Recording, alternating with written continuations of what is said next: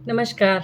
आत्मवंदन my dear friends, my dear creators, my dear masters. कैसे हैं आप सब? बिल्कुल अपनी लाइफ में आगे बढ़ रहे होंगे, खुश होंगे, हैप्पी होंगे। गाइस तो देखिए आज कितने 42 टेम्परेचर है इस वक्त। गर्मी तो है, एसी भी चल रहा है फिर भी गर्मी लग रही है। तो सोचो वो गरीबों का क्या हाल है जो झुग्गी झोंपड़ी में रह रहे हैं। मेड्स वगैरह हमारी आती वहाँ से हैं तो ओ माय गुडनेस, मुझे सोच सोच के बहुत ज़्यादा हैरानी होती है कि उनके जो घर बने हुए हैं ऊपर टीन लगा हुआ है और वो टीन कितने ही ज़्यादा और ज़्यादा गर्म हो जाते हैं और उनका किराया भी इतना ले रहे हैं ना। माय गुडनेस, कहाँ लेके जाओगे इतना पैसा? मुझे ये समझ में नहीं आता, कहाँ इतना पैसा लेके जाओगे गाइस? उन गरीबों के लिए कुछ तो एक टीन डाल दिया आपने तो हो गया 4,000 5,000 किराया वो ले रहे हैं। तो कहाँ जाएंगी दुनिया? दुनिया में ये इसी को बोलते हैं कलयुग गाइस। ये कलयुग जो है ना ख़त्म होने का नाम नहीं रहता। उन्हीं को परमात्मा ने अच्छे से पकड़ना है जो ऐसी चीज़ें कर रहे हैं। गुस्सा आ रहा होगा, आने दीजिए, मुझे कोई फ़र्क नहीं पड़ता। अगर किसी को भी गुस्सा आ रहा है मेरी बातों पे तो गुस्सा करना भी आपके लिए जायज़ है गाइस, क्योंकि गुस्सा करने से क्या होगा? सही काम तो नहीं कर रहे हैं आप सब, है ना? आपकी बात नहीं कर रही हैं, जो जो ये काम कर रहे हैं उनकी बात कर रही हैं। गरीबों को सताना बहुत अच्छी बात नहीं है। उनके पास उतना पैसा, घरों घरों में जाके वो काम करते हैं, कितना पैसा होता हो, कितना वो किराया देते हैं और उसको झेलते भी हैं। इतनी सारी गर्मी झेलते भी हैं। अगर वो एक कूलर भी लगा लेंगे तो वो और पैसे मांगता है। तो क्या करेगा गरीब बेचारा? मुझे बहुत आ रही उन लोगों पे जो ऐसा क्या करोगे यार, इतना पैसा, सब कुछ होने के बावजूद भी पैसा पैसा करती है तो पैसे पे क्यों मरती है ना एक गाना? यस, तो वो गाना थोड़ा सा आजमाइए अपने सारे तो मैं Ranjana Sharma lotus calling channel से आपका स्वागत करती हूँ। सुस्वागत करते हुए फिर से स्वाध्याय लेके हाजिर। और ये कहना चाहूँगी, जो मैंने पूर्णिमा के लिए ध्यान के लिए बोला था लाइव आने के लिए गाइस, तो वो लाइव आने के लिए किसी का मुझे रिस्पांस तो नहीं आया है। तो रिस्पांस आने का मतलब ये कि आपने रिस्पांस नहीं दिया तो मुझे आना ही नहीं है फिर, है ना? मैं क्यों टाइम अपना ये करूं कि मुझे वहाँ पर लाइव आना चाहिए? क्योंकि मुझे नहीं लगता अगर कोई थम्स अप 10 थम्स अप भी आते मुझे तो डेफिनेटली हम लोग इकट्ठे होके वो ऊर्जा इकट्ठी ले सकते थे। 2-3 भी आते तो डेफिनेटली होता, है ना? लेकिन किसी का कोई रिस्पांस नहीं गाइस। अगर आज के दिन में भी रिस्पांस अगर मुझे मिल जाता है इस चीज़ के लिए, खैर आप पहले तो मेरा चैनल ही नहीं देख पा रहे हो, 3-4 व्यू आते हैं, मुझे लगता है वो भी सुनते नहीं हैं, देखते हैं और कल्टी मार के निकल जाते हैं। कोई बात नहीं, इट्स ओके, मैं अपना फ़र्ज़ निभा रही हूँ। आपने अपना आने वाला वक्त सबको ही भगाएगा इधर से उधर, तब पता चलेगा कि यस ये चीज़ें हमें सीखनी चाहिए थी और हम सीख नहीं रहे थे, हमें सिखाई जा रही थी फ्री ऑफ कॉस्ट। आपको लगता है पैसा दे के ही चीज़ें आपको मिलती हैं गाइस, तो पैसा दे के ही खरीदना है तो पैसा है ना? क्या बात है, वेरी नाइस। चलिए जी, आज 3 आप बोल रहे हैं आप बहुत गुस्से में हैं। नहीं, गुस्से में बात नहीं है। उन लोगों पे मुझे थोड़ा-सा आ रहा है, एक रोष, एक दुःख आ रहा है गरीबों के ऊपर, जिनकी किराए पे मकान देने के बावजूद भी उनकी हालत देखी मैंने। क्योंकि मेरा हमारी सोसाइटी के इस तरफ ही मेरे घर हैं वो, तो माय गुडनेस, मतलब कि वो बच्चे वहाँ ग्राउंड है, उस जो बंदा है वो उसका ग्राउंड है, घास है, बच्चे वहाँ नहीं खेल सकते, वहाँ बैठ नहीं सकते उनके। तो सोचो आप, मतलब इतनी ग्रीनरी में भी वो बच्चे नहीं बैठ सकते, तो सोचो आप कैसा हाल उस जो कर रहा है ये सब, है ना? जो लोग कर रहे हैं, मतलब वो ऊपर वाला तो नहीं कर रहा है, जो अपने कर्म कमा रहा है वो गलत कर्म कमा रहा है। इसी की आत्मा की यात्रा पे इसी में बात कर रही हूँ गाइस। ये बात आत्मा की यात्रा में हम क्या क्या कर्म करते हैं, क्या क्या चीज़ें करती हैं और फिर हम डरते हैं मरने से। भाई मरना नहीं है, मरने से हमें ये मिलेगा, मरने से हमें ये, भी हमारे विचार जो हैं वो गलत हैं। इस किताब में यही बताया गया है कि वो बंदा बोल रहा है जो पीटर को ये आत्मा की यात्रा के बारे में जो समझा रहा है, उसने ये बताया कि सूक्ष्म जगत के बारे में जो मैंने जानकारी दी, तो उसके बारे में उसने आगे बताना शुरू किया कि उसने आगे की चर्चा बोलता, वो उसके आगे की चर्चा कर रहे हैं। कहते हैं रोम के महान जो चर्च है, चर्च द्वारा बनाया गया जो सिद्धांत था, उनके अनुसार बोलते थे मृत्यु के बाद बहुत ही दुष्ट लोग तुरंत अनंत नरक में भेज दिए जाते हैं। उनके सिद्धांत के अनुसार, किसके?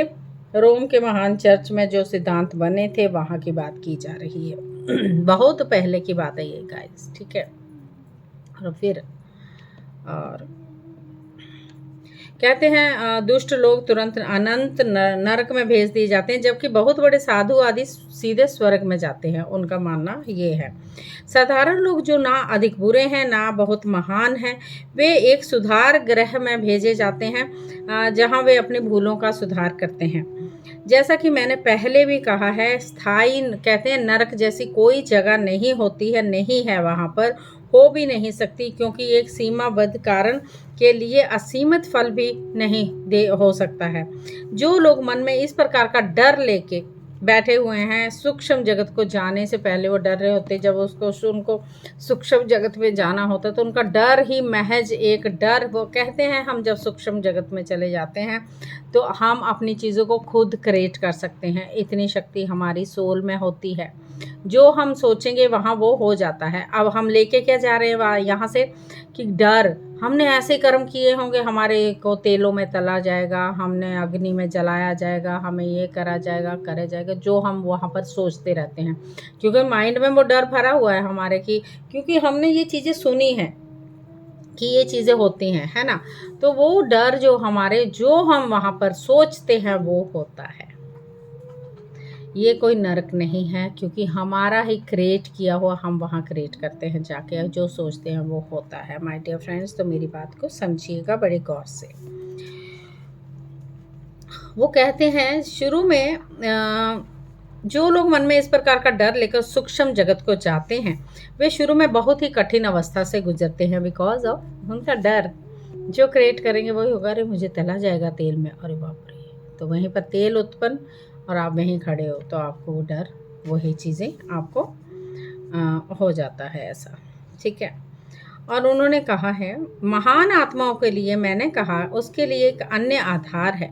वहाँ स्वर्गवत स्थितियाँ अवश्य होती हैं और बहुत संभव है कि कुछ महान लोग तेजी से बहते हुए इस बीच की दुनिया अर्थात सूक्ष्म जगत के सीधे मानसिक दुनिया में पहुंचकर अपना विकास जारी रखते हैं।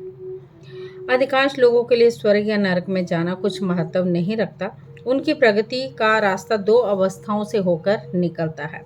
निम्न रास्ता है सुधार करने वाले शोधक स्थान से निकलना, और आज मैं इसी के चर्चा के बारे में आरंभ करूंगा। वो पीटर जी को जो समझा रहे हैं, वो व्यक्ति जिनका नाम अभी तक नहीं आया है, तो वो उनको समझा रहे हैं कि कैसे होता है कैसे नहीं। कहते हैं कैथोलिक लोगों में इस बात का शोधन स्थान के सिद्धांत में, ये स्थान बीच में पड़ने वाला एक पड़ाव है जहां अपने द्वारा किए गए दुष्कर्मों का परिष्कार किया जाता है। ये एक दुखदायक प्रक्रिया है जिसे हम आग में जलाने जैसे उदाहरण द्वारा बयान करते हैं। इस सिद्धांत में कुछ सीमा तक सच्चाई अवश्य है, परंतु इस बात में कोई तथ्य नजर नहीं आता। कुछ लोग इससे कई तरीकों से बच निकलते हैं बिना वे सबक सीखे जिसके लिए इस स्थान को बनाया गया है। कैसे बच निकलते हैं, ऐसा होना संभव नहीं जान पड़ता। आदमी कितने भी अधिक धन का मालिक क्यों ना हो, मरने के बाद उस पर क्या बीतती है गाइस, उससे उसकी संपत्ति का क्या संबंध होता है। वहां जाकर कितनी संपत्ति वो लेता है, क्या उसे छू भी पाता है, क्या उसे पकड़ पाता है, हाथों में ले पाता है उस संपत्ति को जिसके लिए वो पूरे जन्म में लड़ता रहा, मेरा मेरा मेरा मेरा करते हुए। इस धन के बल पर परिस्थितियों के जंजाल से अपने को बचा सकता है, परंतु यहाँ से जाने के बाद धन का कोई मूल्य ही नहीं रह जाता। सही है ना बात। यदि उसके संबंधी अथवा मित्र उसे उस दुनिया में रहते हुए उसके नाम पर खर्च भी करते हैं, अब जब वो उस दुनिया में चला गया है, उसके मित्र उसके संबंधी जो उसके नाम पे वो खर्चा करते हैं, तो वो कहते हैं कि तो भी इससे कोई लाभ नहीं होता है। मुझे ये बात हमेशा निरर्थक लगती है कि पैसे से प्रकृति के किसी नियम को हिलाया जा सकता है। पैसे से क्या आप धरती के गुरुत्वाकर्षण के नियम को बदल सकते हैं, या फिर कोई दैवी न्याय के नियम को रिश्वत देकर, भेंट चढ़ाकर, मोमबत्तियां जलाकर या प्रार्थना करके क्या बदल सकते हैं। ये परिष्कार ग्रह है, इस जैसा कि इसे नाम दिया गया है, कुछ असंगत भी नहीं जान पड़ता है, क्योंकि हमारी चेतना में बहुत सुधार व परिष्कार होता है। ये सूक्ष्म जगत के निचले स्तर पर होता है माय डियर फ्रेंड्स, जहाँ मनुष्य मरने के बाद तुरंत जाता है। इस क्षेत्र को आदमी को अपनी छोटी छोटी इच्छाओं से छुटकारा मिल जाता है, अन्यथा अन्यथा वह अपने शरीर से हमेशा के लिए ही जुड़ा रहे। विकास की मांग है कि वह ऊंचे क्षेत्रों तक जाए, इसलिए ये ज़रूरी है कि उन क्षेत्रों से गुजरे जहाँ तक उन्हें तकलीफ़ों को सहे, जैसी उसने अपने जीवन काल में दूसरों को दी थी। ठीक है, जो उसने तकलीफ़ दूसरों को दी थी, बेईमानी या क्रूरता द्वारा। समय बीतने के साथ साथ ये कष्ट सहकर वह ईमानदारी, न्याय और सहनशीलता का महत्व वहाँ पर समझ जाता है और आगे बढ़ जाता है। अगले जन्म में इन पापों से मुक्त होगा। हालांकि अब भी अपनी इस आदत से पूरी तरह मुक्त नहीं हो पाता है। इस जीवन में अब भी बहुत कुछ बुरा कर बैठेगा, पर वह कुछ अलग किस्म का होगा। मनुष्य इसी प्रकार हर जन्म में कुछ सीखता, कुछ अलग तरह प्रकार की गलतियां करता हुआ आगे चलता रहता है, और जब तक कि वह अपने कड़वे शोधन अनुभव से ये ना सीख ले कि सहनशीलता इसमें हमें होनी चाहिए। हाँ, सबसे अच्छा व्यवहार करना चाहिए, दूसरे करे या ना करे, लेकिन हमें अपना अच्छा व्यवहार करना चाहिए। सोल तो हमारी है ना, जिसने वहाँ जाना है, नहीं तो फिर वापस आके फिर से रिपीट रिपीट रिपीट होगा। कुछ शाश्वत नियम बनाए गए हैं, हमें उन्हें समझने का यत्न करना चाहिए। यदि प्राकृतिक नियम ना होते, अब तक हम सब कुछ अव्यवस्थित हो गया होता और कुछ भी ऐसा ना बचता जिस पर हम भरोसा कर सकते। हमारे पास प्रकृति के नियम हैं और ये नियम दैवी इच्छा की अभिव्यक्ति है। यहाँ पर कुछ उदाहरण देकर बोलते हैं, मैं तुम्हें समझाने का प्रयत्न करूँगा कि इस सुधार स्थल पर क्या होता है। आसानी से समझा जा सकने वाला एक उदाहरण जो सबसे पहले दिया जाता है, उस व्यक्ति का है जिसने शराबखोरी के सम्मुख सिर झुका दिया है। इस शराबी ने भी अनेक अन्य शराबियों की तरह अपनी ज़िंदगी तबाह कर ली है, बीवी बच्चों को भूखा रखा है, अनेक पाप किए हैं, सिर्फ इसलिए कि वह अपनी शराब के नशे की कमज़ोरी को छोड़ नहीं सकता। यदि एक आदमी सिर्फ प्यास बुझाने के लिए ही शराब पीता होता तो मरने के बाद उसकी ये इच्छा भी मर जाती, क्योंकि सूक्ष्म जगत में भूख की तरह प्यास भी नहीं रहती माय डियर फ्रेंड्स। परंतु इस शराबी की इच्छा का मूल कारण प्यास नहीं है। शराबी तो इससे मिलने वाले सुखद एहसास को बार बार करना चाहता है। उसकी उत्कट इच्छा मरने के बाद और भी बढ़ जाती है माय डियर फ्रेंड्स। ये तभी तो बोलते हैं शराबियों के अड्डे पे ये आत्माएं आपको ज़रूर मिलेंगी। डरिए मत, लेकिन वहीं सारे घूमते हैं, क्योंकि ऊपर जा ही नहीं पाते, उनको शराब पीनी है और पीनी और पीनी और पीनी। परंतु अब शरीर की अनुपस्थिति में, अब शरीर ही नहीं है तो तृप्त करने की संभावना भी नहीं रह जाती। इच्छा भौतिक शरीर की नहीं होती, बल्कि हमारे इच्छा वाहन की ही होती है। सूक्ष्म जगत को ही हम इच्छा जगत, भावना जगत कहते हैं, और ये इच्छाएं और भावनाएं अपने मूल रूप में दिखाई पड़ती हैं। पूरी शक्ति के साथ वह व्यक्ति पर वार करती है जिसने जीवन काल में इस इच्छा शक्ति को केवल 100वां हिस्सा ही अनुभव किया था। ये भी एक कष्ट की स्थिति है। फिर भी ये नहीं कहा जा सकता कि व्यक्ति को दंड दिया जा रहा है, वहाँ पर दंड नहीं मिलता माय डियर फ्रेंड्स। हम यहाँ पर फ्री विल में आए हैं। हमें, जैसे किसी व्यक्ति ने अगर शराब पीनी है, किसी का रेप हो जाता है, बहुत सारी चीज़ें उसको वो करने आया है, वो अनुभव करने का आप बोलोगे कि हमारा एक डर है, हमने ये गंदे कर्म किया, हम मर जाएंगे तो हमें ये हो जाएगा, वो हो जाएगा, ऐसा कुछ नहीं होता। हम वहाँ जाके जो क्रिएट करते हैं वो होता है, मन से जो सोचते हैं वो होता है। मन तो होता नहीं, हमारा भौतिक शरीर तो होता नहीं, लेकिन अंदर ये जो चल रहा होता है वो तो हम साथ में लेके जाते हैं ना, जो भरा मामला अपने अंदर है ना। तो वास्तव में हुआ केवल यही है कि अब कर्म सिद्धांत लागू हो रहा है। उस व्यक्ति ने जो किया था अब उसका फल भोगेगा, जो उसने जीवन काल में किया था, जिसकी बात कर रहे हैं, जो शराब पी के अपने पति पत्नी बच्चों को भूखा रखा, उसने बहुत कुछ ऐसा किया। उसके परिणाम भी पाएगा, परंतु उसे दंड नहीं मिलेगा। उसके भीतर एक इच्छा बस गई है, उसी वजह से उसे कष्ट होता है। कष्ट का ये समय उसे अनंत काल जैसा लगता है, चाहे वही थोड़े दिनों का, थोड़े सप्ताहों का, थोड़े महीनों का। कुछ सीमा तक वो अपनी इच्छा को कल्पना की तुष्ट में कर सकता है। वह ये कल्पना करके पी रहा है, वह पी रहा है। इस पेय को एक विचार छवि मन में वो बना लेता है और वह स्वाद की कल्पना भी कर सकता है, उसके परिणाम को जन्म नहीं दे सकता। वह परिणाम होगा, वह अनुभूति जिसके काल के लिए जीवन काल में पिया करता था, ज़्यादा से ज़्यादा वो ये कर सकता है कि वहाँ जाए जहाँ लोग बैठे पी रहे हो, वहाँ भी वह केवल उस शराब को सूंघ भर सकता है। उससे उसे बहुत अल्प मात्रा में ही संतुष्टि मिलती है, उसे पूरी तसल्ली फिर भी नहीं होती। इससे ज़्यादा कुछ और हो ही नहीं सकता, क्योंकि अब भौतिक शरीर तो बचा ही नहीं है। तो ये एक उदाहरण दिया जा रहा है माय डियर फ्रेंड्स। इस मामले में हमारे पास जो व्यक्ति है, यदि उससे कोई उसका अनुभव पूछे तो यही कहेगा वह नरक में फेंक दिया गया था, क्योंकि उसकी इच्छाएं नहीं पूरी हो रही थी, तो उसको लगा वो नरक में फेंक दिया गया था। हमेशा के लिए तो नहीं, पर हाँ, उसका वहाँ का समय बहुत ही लंबा और दुखपूर्ण था। तो ऐसे दुखी ही तो रहेगा। इच्छाएं, जब बोलते ना इच्छाएं लेके चलोगे तो इंसान दुखी ही होता है। ठीक है। वो कह रहा है बहुत दुखपूर्ण था, तभी तो उसे वह अनंत काल जैसा लगा। मुश्किल ये है कि कोई भी ऐसे आदमी की मदद नहीं कर सकता। दूसरे शब्दों में कहा कि ये होगा कि हम उसे उस अनुभव को झेलने से बचा नहीं सकते। केवल यही किया जा सकता है, उसे आराम से समझाया जाए कि ये क्या हो रहा है और क्यों हो रहा है। उसे बताएं कि उससे निकलने का एकमात्र तरीका है इस इच्छा से छुटकारा पा लेना। जब तक इस इच्छा को ख़त्म नहीं कर दिया जाता, उसकी यातना ऐसे ही चलती रहेगी। कभी ना कभी वह इस बात को समझ जाता कि परिष्कार की ये स्थिति समाप्त हो जाती है।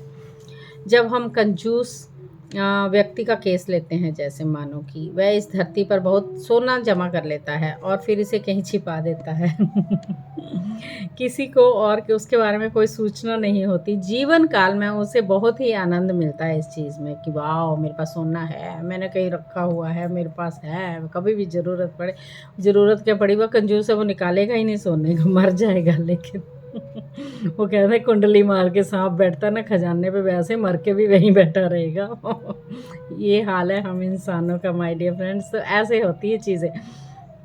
वह उस जगह जाकर सोने के उन सिक्कों और नोटों को गिनता है, बार बार उठाकर हथेलियों से फिसला फिसला कर गिराता है और खुश होता है। उस समय वह खुशी से चिल्लाता है, ये सब मेरा है, सिर्फ मेरा, मेरे सिवाय इसको कोई हाथ नहीं लगा सकता। देखिए, और ऐसे आदमी की अनुभूति क्या होगी वहाँ सूक्ष्म जगत में? उसकी अनुभूति ये होगी कि ये खजाना किसी के हाथ लग गया है। वो देखेगा जगत से, वहाँ देखेगा ये खजाना किसी के हाथ लग गया और वे खुशकिस्मत लोग बेतहाशा उसे खर्च कर रहे हैं, लेकिन वह कुछ कर नहीं सकता उसके लिए सिवाय उसके कि मरने के बाद भी इस जगह से आसपास वो मंडराता रहेगा। ठीक है, जो मैं बता रही थी वही कुंडली मार के बैठना। हो सकता है उसने उन लोगों को भटका कर नहीं कहीं और भेजने की कोशिश की, अवश्य की होगी ताकि वो कहीं और चले जाएं। ऐसा हो सकता है,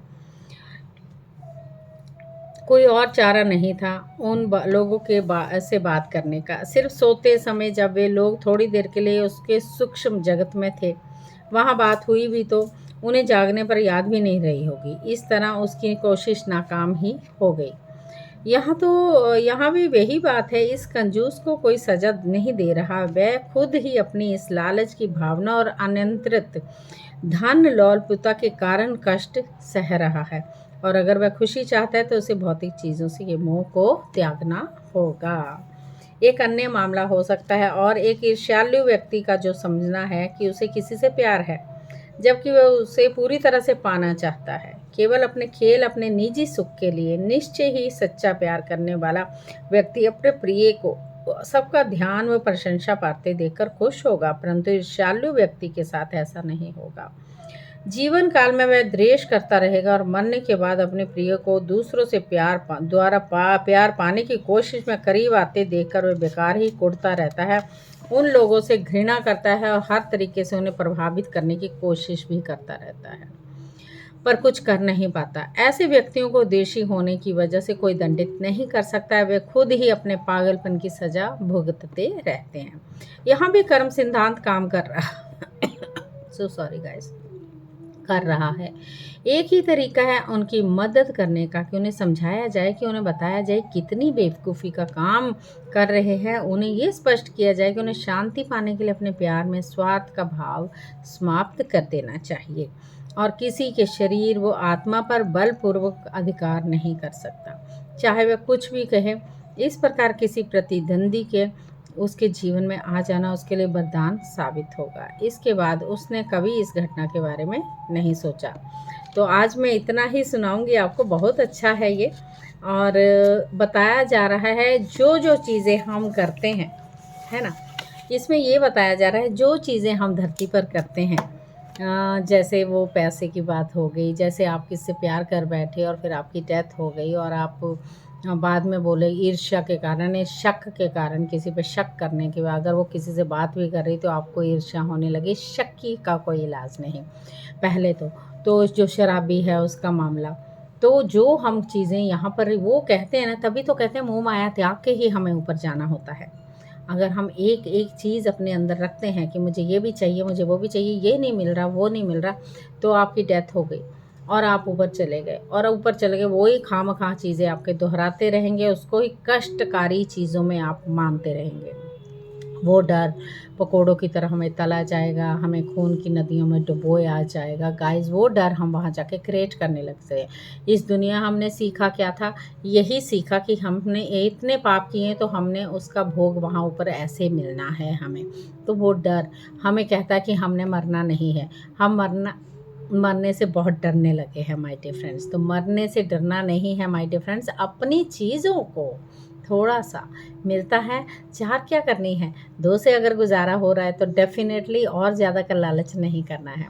कहते हैं ना, मोह माया बहुत लोभी होती है चीज़ें, तो उसको त्यागना बेहद ज़रूरी है। कभी भी कुछ भी किसी के साथ भी हो सकता है। तो इन चीज़ों को ना लेते हुए अपने पे, तभी बोलती हूँ वर्क कीजिए, अपने पे काम करना बेहद ज़रूरी होता है। हमारी अपनी सोल जर्नी है जिसे हमने ऊपर जाना है। तो कैसे लेके जाना है? एक लाइट वर्कर की तरह, एक सुंदर सा बटरफ्लाई बन के, जिसमें कोई इच्छाएं ही नहीं है। अरे वाह, इच्छाएं क्या हैं? एक जन कल्याण करना है, अभी किसी की हेल्प कर देनी है। अगर हमारे पास कुछ पैसा है, अगर उससे हमारा किसी का गुजारा करने के लिए हम किसी को एक कहते हैं हम किसी की हेल्प कर सकते हैं, तो डेफिनेटली क्या करनी है? चार चार कारें, क्या करने हैं? चार चार फ्लैट। एक में काफ़ी नहीं, रहते तो हम एक ही कमरे में है ना। तो ये सब चीज़ें हमें सोचनी होगी माय डियर फ्रेंड्स। बहुत सारी चीज़ें हैं जो हमें लेकिन ये मैं कभी नहीं बोलूँगी मेहनत नहीं करनी है। मेहनत करके कमाना भी है, खाना भी है, अपनी इच्छाएं जो पूरी करनी है, प्रेजेंट में जीना भी है, एंजॉय भी करना है हर चीज़ को, लेकिन उसके बिल्कुल अथाह के पार नहीं जाना है। कहते हैं ना, जितनी चद्दर उतने पैर पसारने चाहिए। चद्दर तो फट जाएगी, पैर तो बाहर चले जाएंगे माय डियर फ्रेंड्स। ये छोटी छोटी बातें कई बार हमें लगता है हमारा नुकसान करती, बट ये हमारी नुकसान नहीं करती। हमें इसको डीपली और गहराई से समझना होगा। आज ऑलरेडी 23 मिनट्स हो गए। मेरा दिल कर रहा था मैं और सुनाऊं, लेकिन कल सुनाऊंगी। आगे का आप कितना सुन रहे हैं मेरी बात को, वो ध्यान रखिएगा। नहीं सुन रहे तो कोई बात नहीं। चलिए जी, मुझे किसी ने ये भी पूछा था कि उन्होंने मेडिटेशन करना है। मेडिटेशन जिन्होंने करना है वो मेरे, हाँ, मैं व्हाट्सएप नंबर दूंगी, तो हम लाइव भी जुड़ सकते हैं। अगर मैं फिर जूम सेशन हम कर सकते हैं, जूम पे भी हम मेडिटेशन कर सकते हैं। Yes masters.